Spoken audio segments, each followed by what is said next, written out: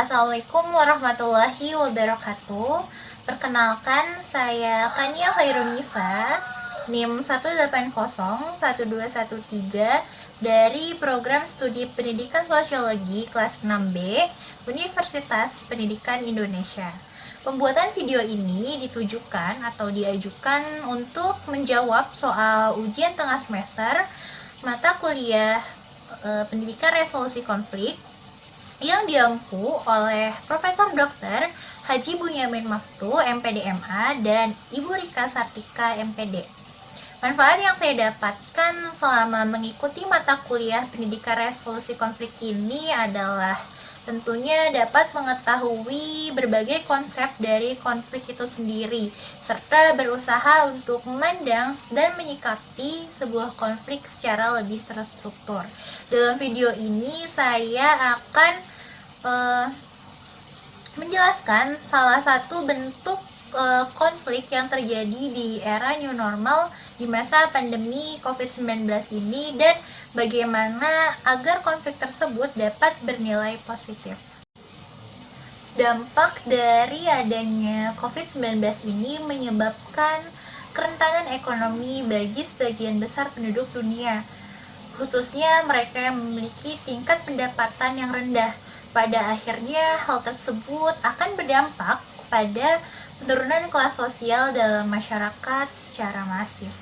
Lembaga riset dari United Nations University Wider memperkirakan bahwa COVID-19 ini dapat mengakibatkan angka kemiskinan global hingga mencapai 500 juta orang di seluruh penjuru dunia, atau sekitar 8% dari total populasi umat manusia, seperti yang dikutip dalam Andi Samber 2020. Ida Ruwaida selaku sosiolog Universitas Indonesia menjelaskan bahwa dampak di bidang ekonomi ini dalam pandemi COVID-19 juga memicu masyarakat ke dalam adanya konflik sosial secara horizontal, yaitu di antara masyarakat, dan konflik secara vertikal, yaitu antara pemerintah dengan masyarakat. Contoh dari konflik horizontal ini adalah pemberian bantuan sosial atas wabah pandemi COVID-19 kepada kalangan kelas bawah, yang mana akan menimbulkan sebuah konflik yang mengacu atau mengarah kepada kecemburuan sosial. Konflik sosial horizontal ini dipicu atas ketidakmerataan pemberian bantuan sosial yang biasanya sering terjadi saat proses pemberian atau pendistribusian bansos itu sendiri.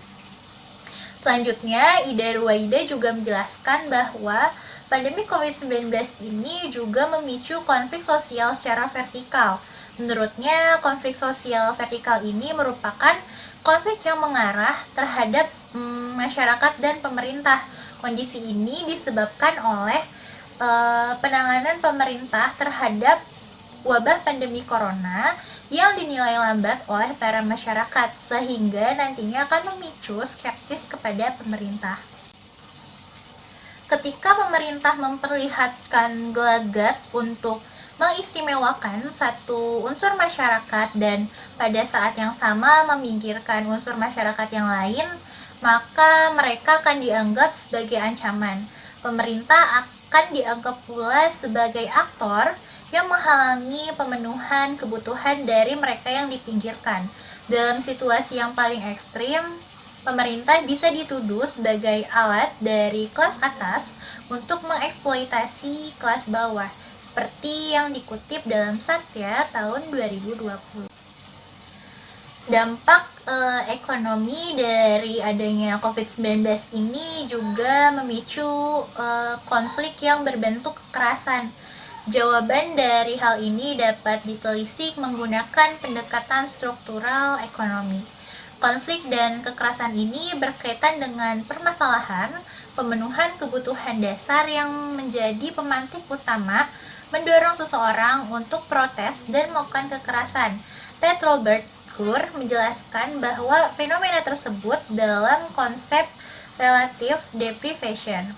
Terkait kondisi tersebut, Johan Galtung juga menawarkan konsep konflik struktural struktural atau structural conflict dalam melihat hubungan antara kekerasan dengan kelas sosial dalam masyarakat. Di sisi lain, kondisi ketidaksetaraan tidak akan otomatis berujung kepada kekerasan. Satu faktor dominan yang berperan besar dalam mendorong ketidakadilan menjadi kekerasan adalah faktor eksklusi dari struktur kekuasaan negara, seperti apa yang dikatakan oleh Galtung pada tahun 2007. Adanya COVID-19 ini diliputi berbagai ketidakpastian dan juga potensi konflik, akan tetapi manusia dapat mengatasinya dengan rasa saling percaya satu sama lain, dan kepercayaan itu berakar dari transparansi informasi yang menjadi modal utama kita dalam menghadapi ketidakpastian ini. Sekian dari saya, apabila terdapat salah kata, saya mohon maaf. Wassalamualaikum warahmatullahi wabarakatuh.